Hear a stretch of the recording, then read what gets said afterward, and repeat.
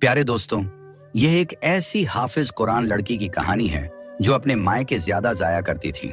वह मायके जाकर ऐसा क्या करती थी जो अल्लाह का इतना दर्दनाक अजाब आया, और उसकी भाभी ने उसके साथ क्या कर दी कि उस भाभी पर अल्लाह का ऐसा खौफनाक अजाब आया कि वह इबरत का निशान बन गई। मेरी तमाम माँ बहनें से गुजारिश है कि इस वीडियो को आखिर तक जरूर देखें, क्योंकि यह बड़ी ही सबक आमोज वाकया है। मेरा नाम शाहिदा है। मैं अपने माँ बाप की बहुत लाडली बेटी थी। खासकर मेरे वालिद मुझसे बेइंतहा मोहब्बत करते थे। मेरी शादी मेरे वालिद की मर्जी से आसिम से हुई थी। शादी के बाद मैंने भी दिलों जान से आसिम को अपना शौहर माना और उसकी फरमाबरदार बीवी बनकर जिंदगी गुजारने लगी। आसिम भी बहुत अच्छा शख्स था। वह मजदूरी करता था और हम बेहद गरीब थे। हमारा गुजर बसर बहुत मुश्किल से होता था, लेकिन आसिम मेरी हर ख्वाहिश पूरी करता। मैंने भी कभी अपनी चाहतें उसकी आमदनी के मुताबिक ही रखी और कभी उसे मुश्किल वक्त में अकेला नहीं छोड़ा। 2 साल बाद अल्लाह ने हमें एक प्यारी सी बेटी से नवाजा तो आसिम बहुत खुश हुआ। उसने पहली बार अपनी बेटी को उठाया तो रोने लगा और कहा, अल्लाह ने मुझे बेटी दी है तो मैं इसे बड़े नाजों से पालूंगा। बस अल्लाह से यही दुआ है कि इसके नसीब अच्छे करें। आसिम यह नहीं जानता था कि उसकी इस बेटी पर जिंदगी में कैसी कैसी कयामत टूटेगी। उसकी बात सुनकर मैं भी रो पड़ी और अपनी बच्ची को ढेर सारी दुआएं देने लगी। हमारे हालात चाहे जितने खराब थे, लेकिन इसके बावजूद मैं अपने शौहर के साथ सुकून से जिंदगी बसर कर रही थी। मेरी वालिदा का इंतकाल हो चुका था और मेरे वालिद ही मेरा मायका था।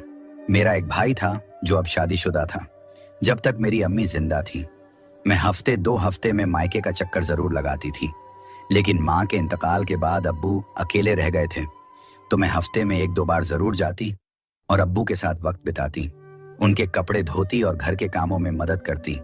लेकिन यह सब बातें मेरी भाभी को बहुत बुरी लगने लगी।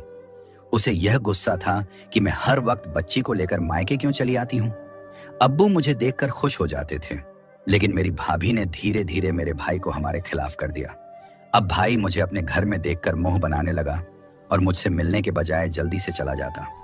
एक दिन मैं भाई के घर पहुंची तो अब्बा मेरी राह देख रहे थे। मेरी भाभी घर में ही थी। मुझे देखते ही उसने मुंह फेर लिया और कमरे में चली गई।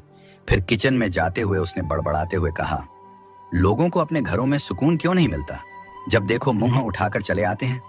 उसकी यह बात मुझे बहुत बुरी लगी। कुछ देर बाद भाई घर आया तो मेरी आंखों में आंसू आ गए।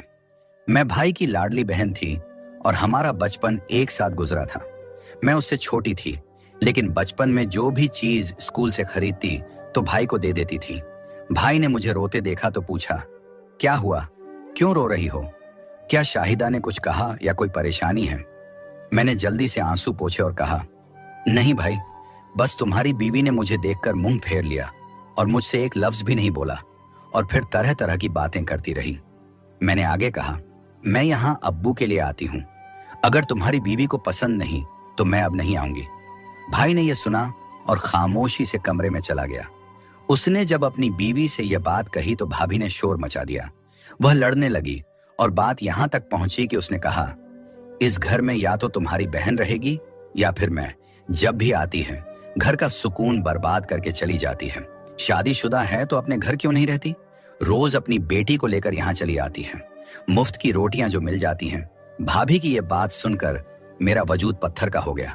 अब्बू ने भाभी को डांटना शुरू कर दिया और भाई भाभी और अब्बू आपस में लड़ने लगे। मेरा दम घुटने लगा और मैं खुद को इस सब का कसूरवार समझने लगी कि मेरी वजह से इनके घर में झगड़ा हुआ। मैंने हाथ जोड़कर सबसे माफी मांगी और कहा, मुझे माफ कर दीजिए, आज के बाद मैं इस घर में कदम नहीं रखूंगी। अब्बू यह सुनकर जारो कतार रोने लगे और कहने लगे, यह तुम्हारे अब्बू का घर है, तुम्हें यहाँ आने से कोई नहीं रोक सकता।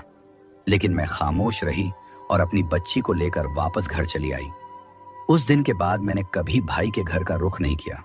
अलबत्ता अब्बू मुझसे मिलने जरूर आ जाया करते थे। मैंने घर आकर शाहिदा को सब बता दिया तो आसिम मुझे समझाने लगे कि तुम्हारा भाई अब शादीशुदा है, उसकी अपनी जिंदगी है। आज के बाद तुम वहां नहीं जाओगी, बल्कि अगर तुम्हें अब्बू से मिलना होगा तो मैं खुद जाकर तुम्हारे अब्बू को यहाँ ले आया करूंगा। मैं भी खामोश हो गई, लेकिन अंदर ही अंदर यह बात तकलीफ देने लगी कि शादी के बाद मेरा भाई बदल चुका है। खैर, वक्त के साथ ये बात भी मैंने सह ली और मैं अपनी बेटी के साथ जिंदगी में आगे बढ़ने लगी। बड़ी बेटी जब 9 साल की हुई तो एक रोज शाहिदा का फोन आया। मैंने फोन कान से लगाया तो एक गैर शख्स का आवाज सुनाई दी। कहने लगे कि आसिम साहब फैक्ट्री की छत से नीचे गिर गए हैं, आप फौरन फला अस्पताल में पहुंच जाएं। ये सुनते ही मेरे पैरों तले जमीन निकल गई। मैंने फौरन अपनी बेटी को साथ लिया और रिक्शा पकड़कर अस्पताल की तरफ निकल पड़ी। दरअसल आसिम जहां मजदूरी किया करते थे वहीं मिस्त्री के साथ काम करते हुए छत से गिर गए थे। जब मैं अस्पताल पहुंची तो आसिम जिंदगी की आखिरी सांसें ले रहे थे। वह बुरी तरह जख्मी थे और उनकी पसलियां टूट चुकी थीं। मैंने यह मंजर देखा तो फूट फूट कर रोने लगी। मैं रोती हुई उनकी बेड के पास जाकर बैठ गई। क्या हालत हो चुकी थी। मेरे आसिम की डॉक्टर साफ कह चुके थे कि अब उन्हें बचाना बहुत मुश्किल है। आसिम धीरे धीरे सांस लेते हुए मेरी तरफ देखने लगे और कहने लगे, मैं जानता हूं मैं कुछ लम्हों बाद इस दुनिया में नहीं रहूंगा। लेकिन यह कहते हुए उनकी जुबान उनका साथ छोड़ चुकी थी।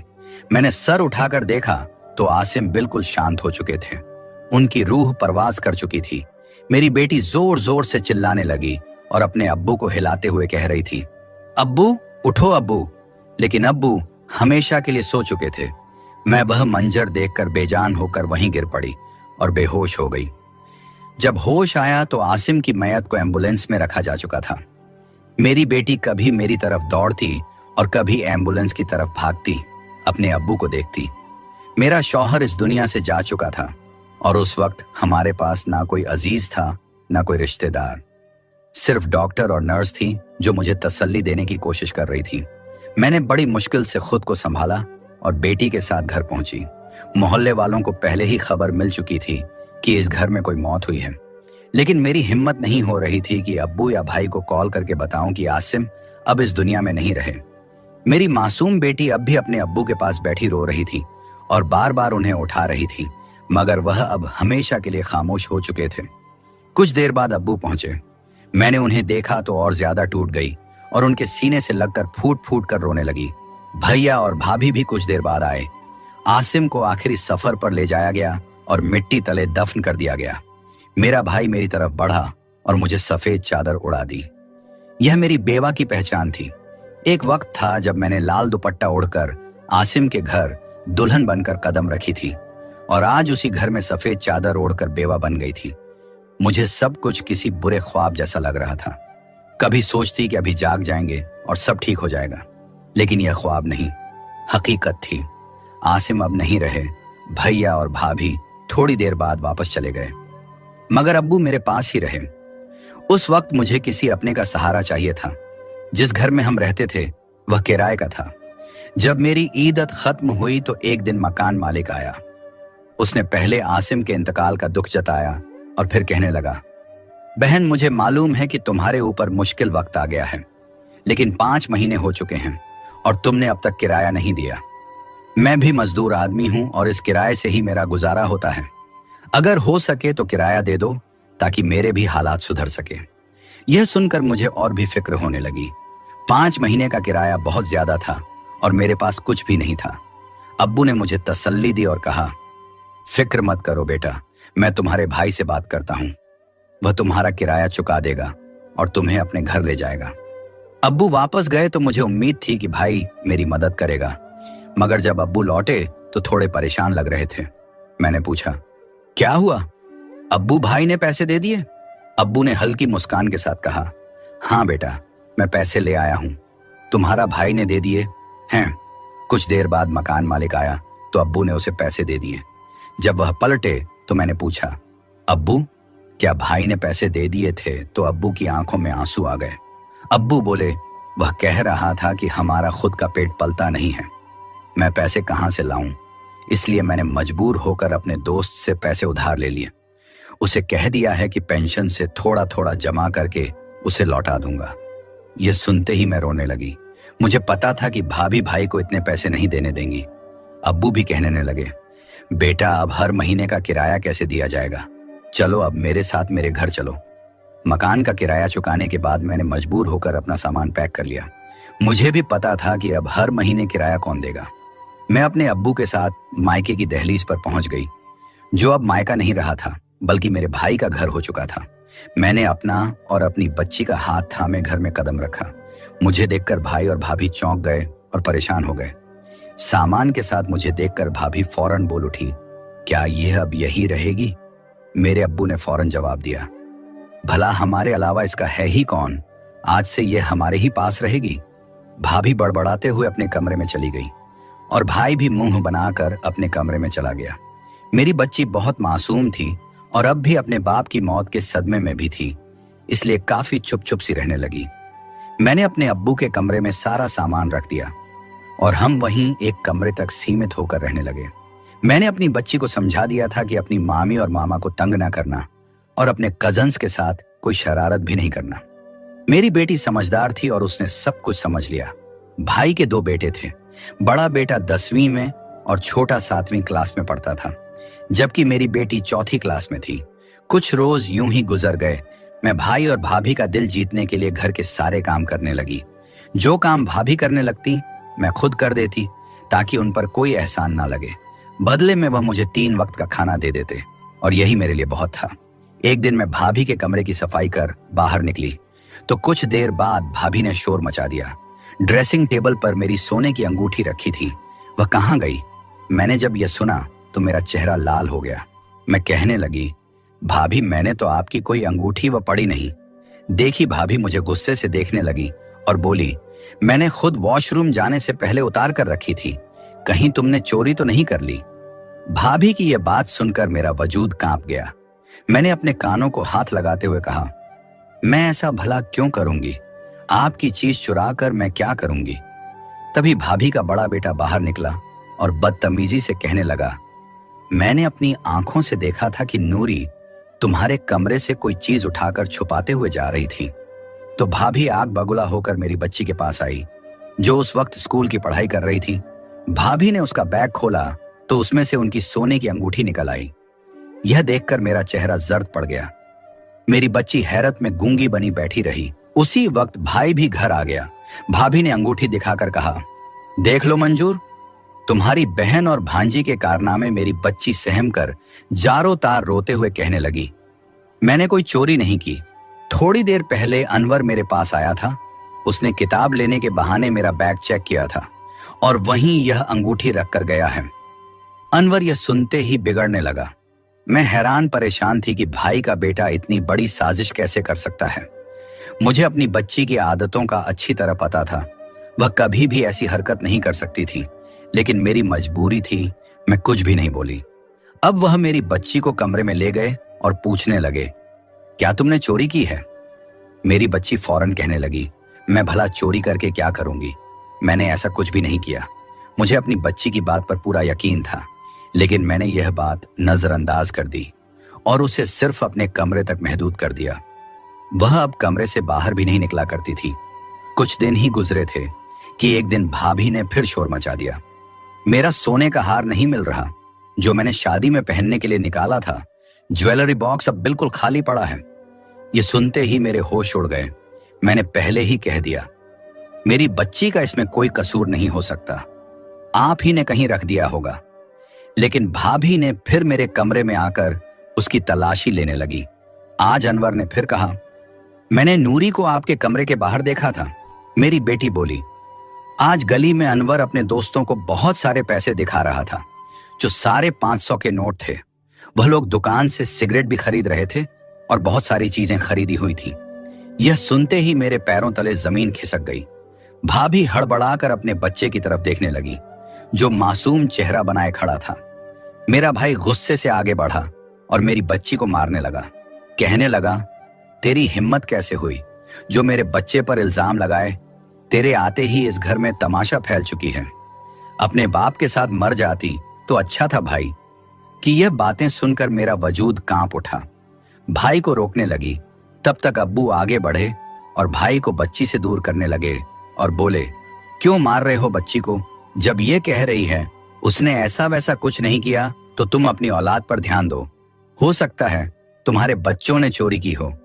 हर जगह हर वक्त बाहर आवारागर्दी करते रहता है। भाई ने यह सुना तो गुस्से में अब्बू को भी थप्पड़ मार दिया और बोला, आप भी अपनी बेटी की तरफदारी कर रहे हैं। ये तो शक्ल से ही चोरनी लगती है। बाप भी चोरियां और डकैती करके इन्हें पालता था, तभी तो यह अब हमारे घर आकर हमारी बीवी के जेवर चुरा रहे हैं। मेरी बेटी ने थप्पड़ खाकर और अपने मरहूम बाप के बारे में ये सब बातें सुनकर जैसे पत्थर की मूरत बन गई। अपने शौहर के बारे में ये सब सुनकर मुझसे भी बर्दाश्त नहीं हुआ तो मैं चीख पड़ी। भाई के पास जाकर उसे बोलने लगी, तुम्हारी हिम्मत कैसे हुई मेरे शौहर के बारे में ऐसा कहने की? वह तो अब इस दुनिया में नहीं है, उसे बख्श दो। बच्चों की लड़ाई में तुमने अब्बू पर हाथ उठा दिया। मुझे अपनी बच्ची की परवरिश पर पूरा यकीन है, लेकिन तुम्हें अपने बच्चों पर ध्यान देना चाहिए था।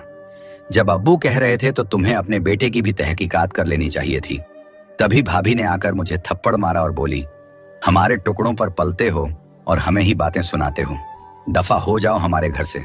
मैं गुस्से में बोली, नहीं रहती आपके घर में, आपका एहसान काफी है जो अब तक हमें रखा। भाई भी गुस्से में आकर बोला, अब्बू को भी साथ लेकर दफा हो जाओ, अब और बोझ नहीं उठा सकता। खबरदार जो तुम लोगों ने दोबारा इस घर में कदम रखा, यह कहकर भाई चला गया।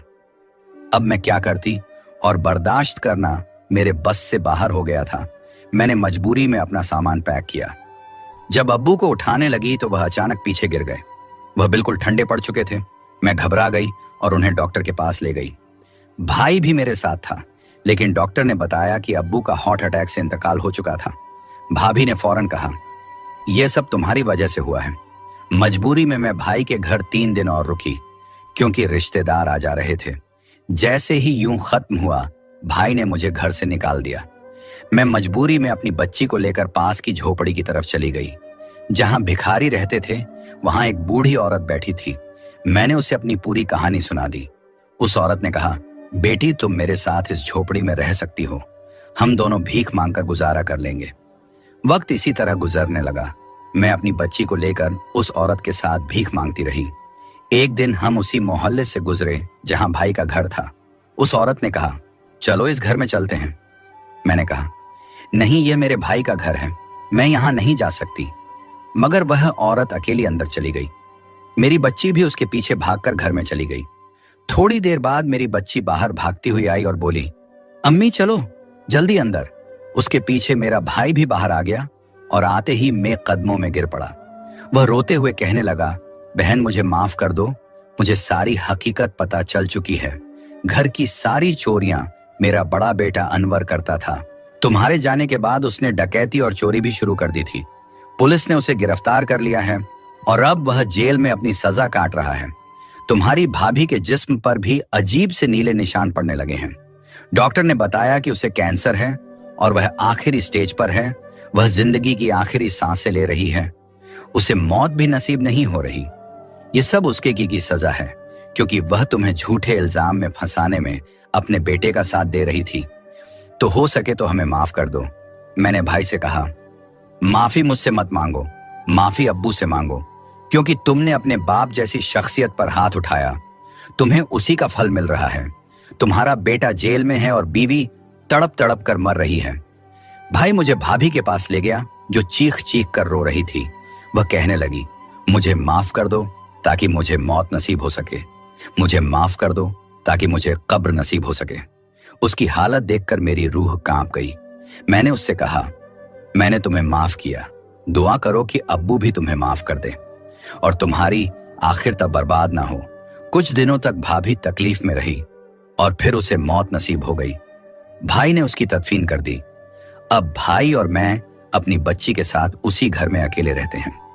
हम दोनों अक्सर यही सोचते हैं कि काश रिश्तों में यह नफरतें और मक्कारी ना होती तो आज हम सब मिलकर खुशहाल जिंदगी बसर कर रहे होते। काश लोगों में एक दूसरे को नीचा दिखाने की सोच ना होती तो आज हमारी जिंदगी खुशियों से भरी होती। मक्कारी करने वाले अपनी जिंदगी तो बर्बाद करते ही हैं, साथ में मासूम और बेगुनाह लोगों की भी जिंदगी तबाह कर देते हैं। प्यारे दोस्तों, अगर यह वाकया आपको अच्छा लगा है तो सबसे पहले अपने फैमिली, दोस्तों, रिश्तेदारों में शेयर जरूर करें, क्योंकि उन्हें भी इबरत हासिल होगी। और चैनल को सब्सक्राइब करके कमेंट बॉक्स में अल्लाहू अकबर जरूर लिखिए।